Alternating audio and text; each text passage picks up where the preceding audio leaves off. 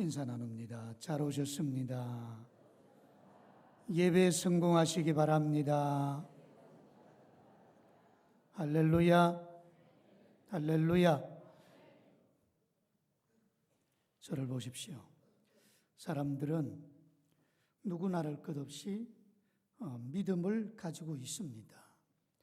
자신에 대한 믿음을 가지고 있거나 또는 부모에 대한 믿음을 가지고 있거나 자식에 대한 믿음을 가지고 있거나 사회적 시스템에 대한 믿음을 가지고 있거나 믿음을 가지고 있어요. 또 우리가 사용하고 있는 기계들, 비행기나 차나 배나 컴퓨터나 이런 것에 대한 믿음도 가지고 있습니다. 물론 가지고 있는 믿음이 100% 확신하는 믿음이 아닌 경우가 대부분이에요. 예를 들면 여러분들이 차량을 이용할 때 사고가 나지 않을 것이다 라고 하는 믿음을 가지고 탑니다. 그러나 전적 사고가 나지 않을 것이다 라고 생각을 합니까? 그렇게 생각하지 않을 거예요. 얼마든지 사고는 날 수 있을 것이다 라는 그런 생각을 가지고 있습니다. 그래서 믿음이라는 것은 우리 인생들이 이 세상을 살아감에 있어서 꼭 필요한 요소예요. 만약에 자신이나 배우자나 사회적 시스템에 대한 믿음이 없다면 이 세상을 제대로 살아갈 수가 있느냐? 믿음이 없으면 제대로 살아갈 수가 없습니다. 살아계신 하나님은 성도들이 삶을 살아가면서 이런저런 것에 대한 믿음보다 그 무엇보다 살아계신 하나님에 대한 믿음을 가질 것을 요구를 하셨습니다. 하나님에 대한 믿음을 가질 것을 요구했어요. 예수님은 요한복음 14장 1절에서 이렇게 말합니다. 너희는 마음에 근심하지 말라. 하나님을 믿으니 또 나를 믿으라. 하나님을 믿으니 또 나를 믿으라. 예수님은 자신을 믿을 것을 요구하셨어요. 성경 여러 부분에서 하나님은 하나님을 믿을 것에 관하여서 말씀을 하셨어요. 여러분, 하나님께서는 왜 하나님 당신을 믿을 것을 우리에게 요구하십니까? 왜 하나님 믿을 것을 요구하십니까? 물론 하나님이 우리 인생의 주인이시기 때문이에요. 하나님이 우리 인생의 생사화복을 주관하시는 분이시기 때문입니다. 그래서 하나님을 믿으라는 거예요. 또 왜 하나님께서 믿을 걸 요구하시느냐? 믿음을 가져야만 하나님을 기쁘시게 해드릴 수가 있기 때문이에요. 믿음이 없으면 하나님을 기쁘시게 해드릴 수가 없어요. 히브리서 11장 6절 상반절 말씀에 보면은 히브리서 기자는 이렇게 말합니다. 믿음이 없이는 하나님을 기쁘시게 하지 못하나니.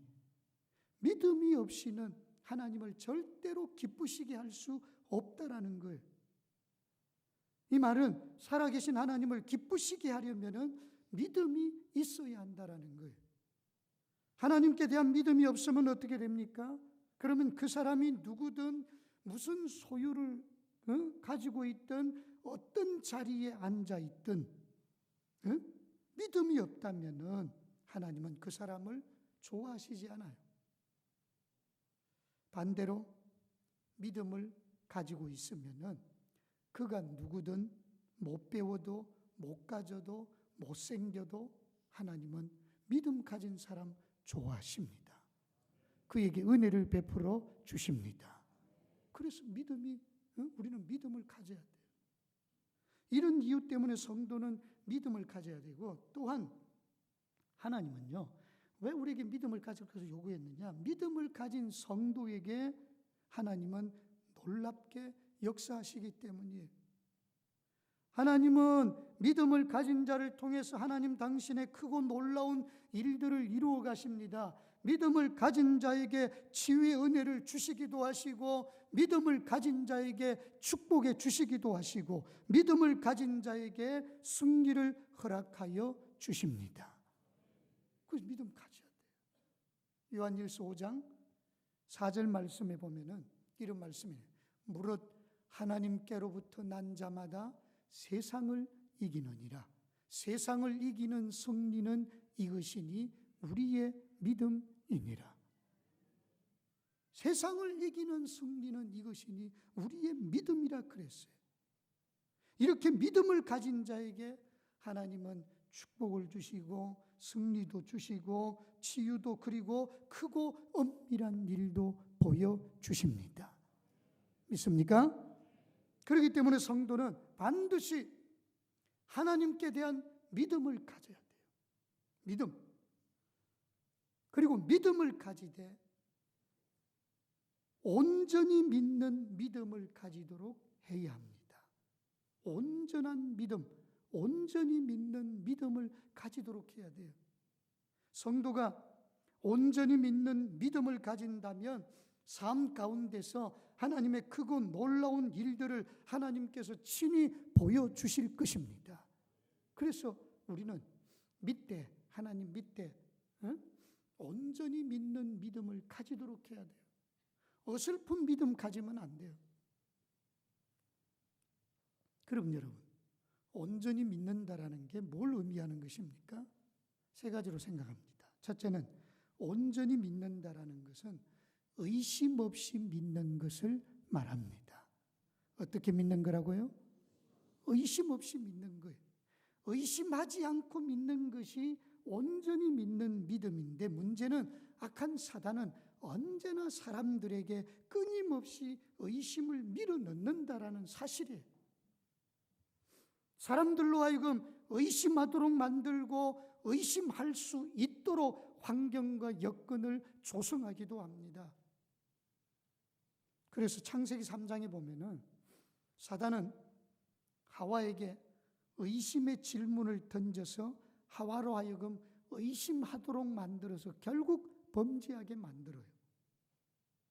그리고 아담 하와가 범죄한 후에는 이제 인간의 내면 속에는 뭐가 있게 되어졌어요? 절 보세요, 절. 인간의 내면 속에는 뭐가 있게 되어졌어요? 죄성이 있게 되어졌어요.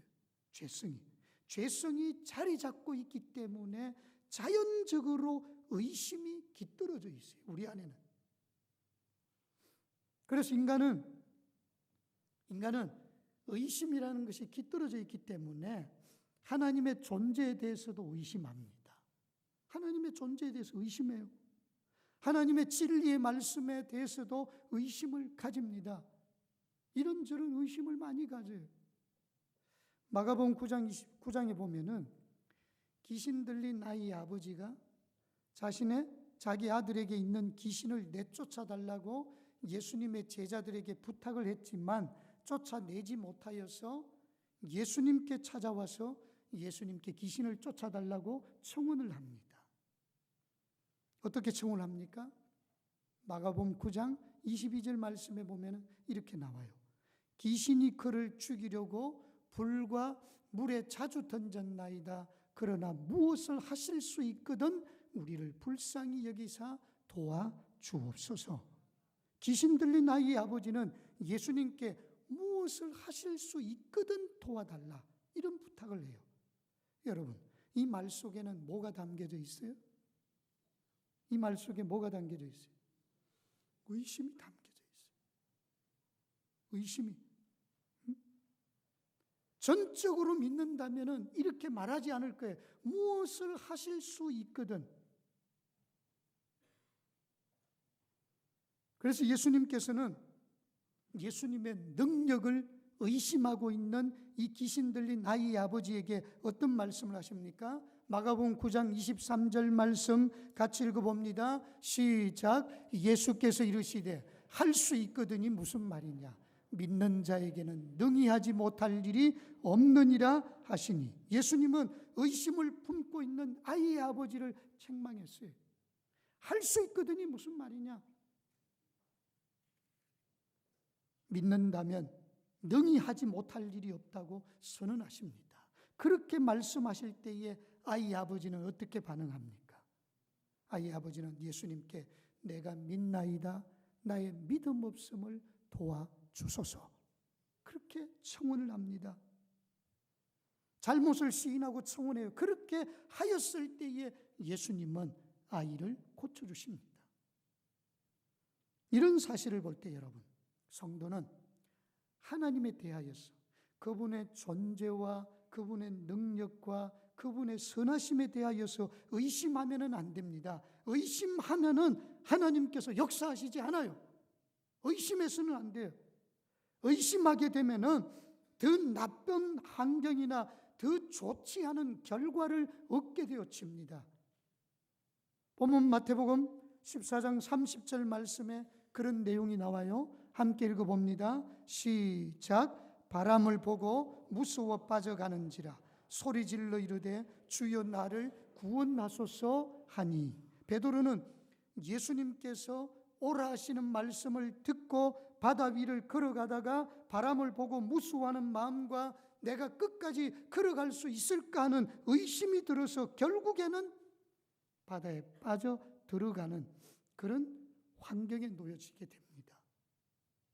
이렇게 여러분, 의심하게 되면은 필연적으로 더 나쁜 환경으로 나아가고 더 나쁜 결과를 얻게 되어집니다. 더 좋지 않은 결과를 얻게 되어져요. 그래서 성도는 의심하면은 안 됩니다. 많은 신앙인들이 베드로처럼 처음에는 결단을 합니다. 결단을 하고 주님의 말씀을 잘 따라 나아가다가 도중에 원치 않는 사건이나 힘든 환경을 만나게 되면은 하나님의 능력이나 하나님의 선하심에 대하여서 의심을 하게 되고 믿음이 위축되거나 퇴보되는 그런 경향들이 많이 있어요. 여러분들은 그렇지 않은지 한번 생각해 보십시오. 여러분들은 그렇게 신앙생활 해오시지 않았습니까? 조금만 힘들어도 하나님의 능력, 하나님의 선하심에 대하여서 의심하지는 않았어요? 여러분, 온전히 믿는 신앙은 의심 없이 믿는 것입니다. 아멘. 온전히 믿는 신앙은 의심 없이 믿는 신앙이에요. 성도는 이 믿음을 가져야 돼요. 조금만 어렵고 조금만 힘이 들고 조금만 문제에 막히면은 하나님의 능력과 선하심에 대해서 의심하는 우리의 잘못된 습성 버려야 돼요. 성도는 온전히 믿는 신앙, 의심 없이 믿는 신앙, 이 신앙을 가져야 합니다. 하나님의 능력과 선하심을 의심 없이 믿는 이 신앙을 가질 때에 하나님의 크고 엄밀한 일들을 삶 속에서 여러분들은 많이 체험하게 될 것입니다. 아멘. 금년 안에 여러분들은 의심 없이 믿는 믿음 가질 수 있기를 주의 이름으로 축원합니다. 두 번째로, 온전히 믿는다라는 것은 바르게 믿는 것을 의미합니다. 어떻게 믿는 거라고요? 바르게 믿는 거예요. 여러분, 바르게 믿는 것은 어떻게 믿는 것이 바르게 믿는 거예요? 두 가지로 생각할 수 있어요. 바르게 믿는 것이란 첫째는 진실되게 믿는 것입니다. 진실되게 믿는 것이 바르게 믿는 거예요. 예수님 당시 자칭 하나님을 잘 믿는다라고 주장하는 부류가 있었어요. 여러분, 누굽니까? 바리새인들이에요. 그들은 하나님 앞에서나 사람들 앞에서나 자신들이 하나님을 잘 믿는 것으로 생각을 했고 주장을 했습니다. 그래서 누가복음 18장 11절 중반절에서 12절 말씀에 보면은 바리새인이요 성전에 서서 기도할 때도 자신의 의로움을 드러내는 기도를 합니다. 이렇게 기도합니다. 하나님이여, 나는 다른 사람들 곧 토색, 불의, 간음을 하는 자들과 같지 아니하고 이 세리와도 같지 아니함을 감사하나이다. 나는 일회에 2번씩 금식하고 또 소득의 11조를 드리나이다 하고, 이렇게 당시 바리새인들은 기도할 때에도 자신들의 의로움을 드러내고 자신들은 하나님을 잘 믿는 것으로 생각을 했어요. 그래서 이런 바리새인들을 향해서 주님은 어떤 말씀을 하십니까? 마태복음 23장 25절에서 이렇게 책망하십니다. 화 있을진저 외식하는 서기관들과 바리새인들이여, 장과 대접의 겉은 깨끗이 하되 그 안에는 탐욕과 방탕으로 가득하게 하는도다. 무슨 말씀이에요? 너희들은 겉으로 볼 때에는 깨끗하게 보이지만 그러나 실상 속으로는 탐욕과 죄악된 모습들이 꽉 차 있다라는 거예요. 겉으로 볼 때에는 교회 잘 나오니까 잘 믿는 것 같지만 실상은 예수님을 잘 안 믿는, 잘 못 믿는, 잘못되게 믿는 사람들이 많다라는 거예요. 주님은 바리새인들의 이 외식된 믿음, 다시 말해서 겉과 속이 다른 믿음을 가지고 있음을 책망했던 거예요. 그러므로 겉과 속이 다른 믿음, 곧 외식적인 믿음은 바른 믿음이 아니라는 거예요. 바른 믿음은 겉과 속이 일치하는 진실된 믿음입니다. 아멘. 그래서 여러분, 우리가 하나님을 사랑한다라고 고백하면은 우리 눈에 보이는 사람도 어떻게 해야 돼요? 사람도 어떻게 해야 돼요? 아니, 사람도 어떻게 해야 됩니까? 똑같이 사랑해야 돼요. 하나님은 사랑한다고 하면서 내 옆에 있는 이웃, 내 옆에 있는 가족, 내 옆에 있는 사람을 미워한다. 그 하나님 사랑하는 게 아니라 그랬어요. 물론 우리가 사람이기 때문에 나에게 직접 해를 가하는 사람을 사랑한다라는 것이 쉬운 일은 아닙니다. 그러나 적어도 하나님을 믿는 사람이라면 그 사람이 나에게 힘든 일을 끼쳤다 할지라도 그래도 사랑하고자 애쓰고 발부둥치는 모습이 있어야만이 그런 사람이 진짜 하나님을 믿는 사람이라는 거예요. 그게 진실된 믿음이에요. 여러분들은 어떻습니까? 겉과 속이 일치하는 진실된 믿음을 가지고 있습니까? 많은 그리스도인들이 입으로는 하나님을 노래하고 하나님을 경배한다고 하지만 실상 삶으로는 하나님이 기뻐하지 않는 삶을 살아갈 때가 얼마나 많은지 몰라요. 이것이 외식된 믿음입니다. 여러분, 이런 외식적인 믿음을 가지고서는 결코 하나님을 기쁘시게 할 수가 없습니다. 하나님의 크고 엄밀한 일을 볼 수도 없어요. 하나님 크고 엄밀한 일을 여러분 삶 속에서 체험하고 싶다면 참되고 진실되게 믿어야 한다는 것 기억하시기를 바랍니다. 자, 온전히 믿는다라는 것은 바르게 믿는 것이라고 했어요. 바르게 믿는다라는 것은 첫 번째 뭐라고요? 진실되게 믿는. 두 번째로는 바르게 믿는 것이란 말씀대로 믿는 것입니다. 두 번째 뭐라고요? 여러분, 우리가 바르게 믿는 것이 뭐냐? 말씀대로 믿는 거예요. 말씀대로. 하나님이 주신 말씀대로 믿는 그 믿음이 바르게 믿는 믿음이에요. 예수님 당시에도 그렇습니다마는 오늘날의 시대에도 사람들은요, 하나님을 믿되 하나님이 주신 말씀대로 믿지 않고 자기 생각이나 자기 형편이나 자기 어떤 기분이나 감정대로 믿는 사람들이 많아요. 여러분, 내 형편 따라 믿는 거, 그게 어떻게 바르게 믿는 믿음입니까? 내 감정 따라 믿는 것이 어떻게 바르게 믿는 것입니까? 바르게 믿는 것은 그런 것이 아니에요. 하나님 말씀대로 믿는 거예요. 상황이 힘들고 어렵다고 해가지고 하나님 바르게 믿지 않고 믿음을 포기하거나 뒤로 물러서거나, 그게 어떻게 바른 믿음입니까? 여러분, 바르게 믿는 것은 하나님 말씀대로 믿는 것입니다.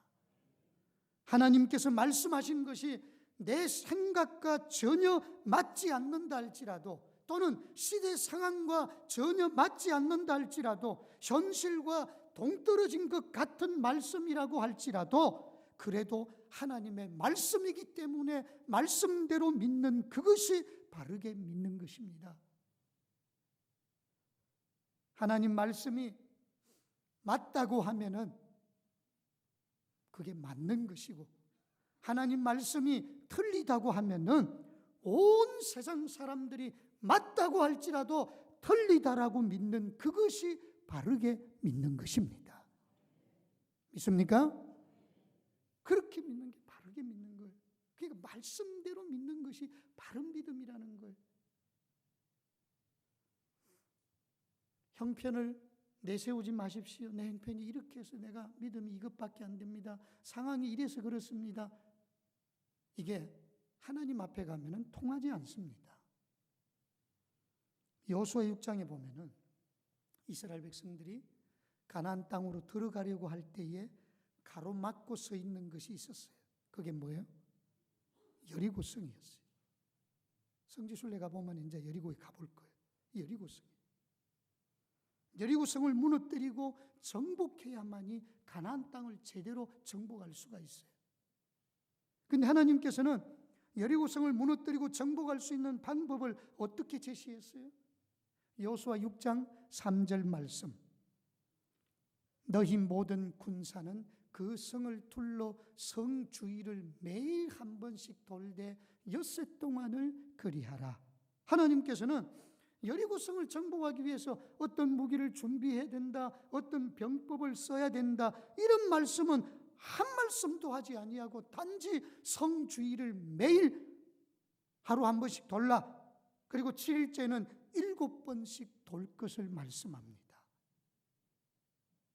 그리고 말씀대로 믿고 순종하면은 성이 무너질 것이다. 그렇게 말씀합니다. 이것이 여리고성을 정복하는 하나님이 제시한 방법이에요.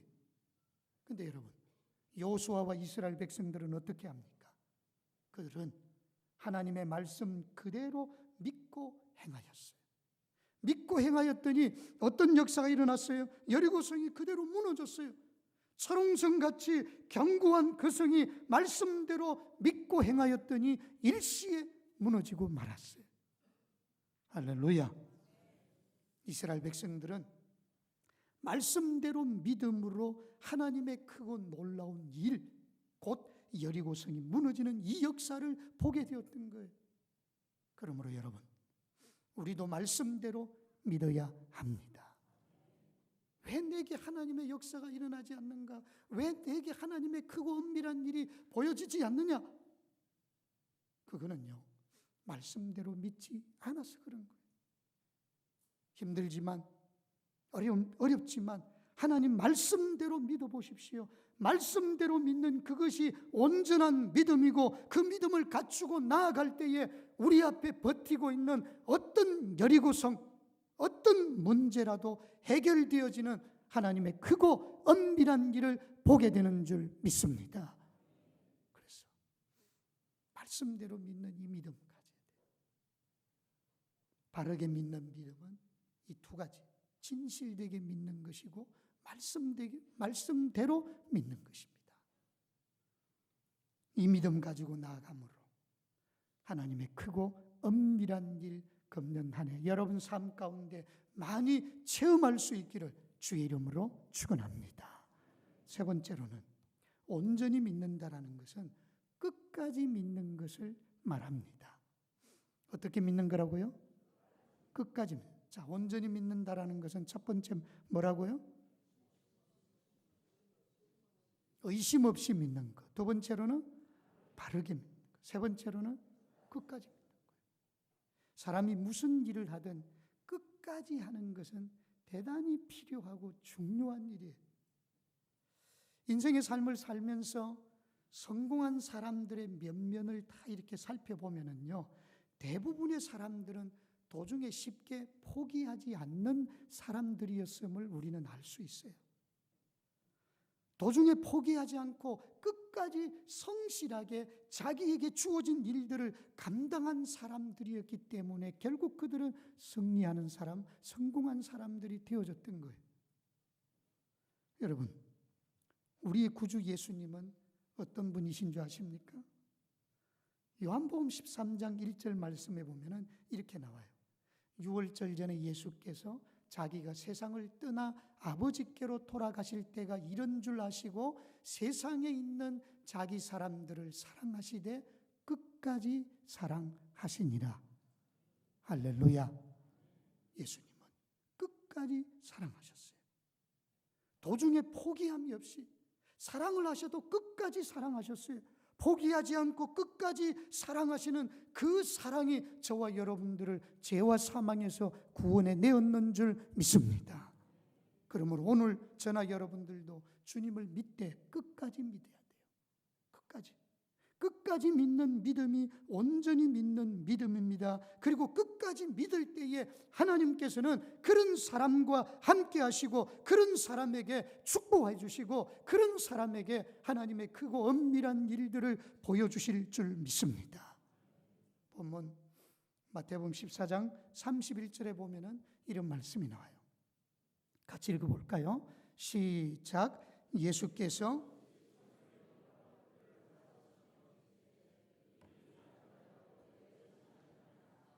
자, 예수님은요, 베드로를 향해서 믿음이 작은 자여 이렇게 책망조로 말씀을 하셨어요.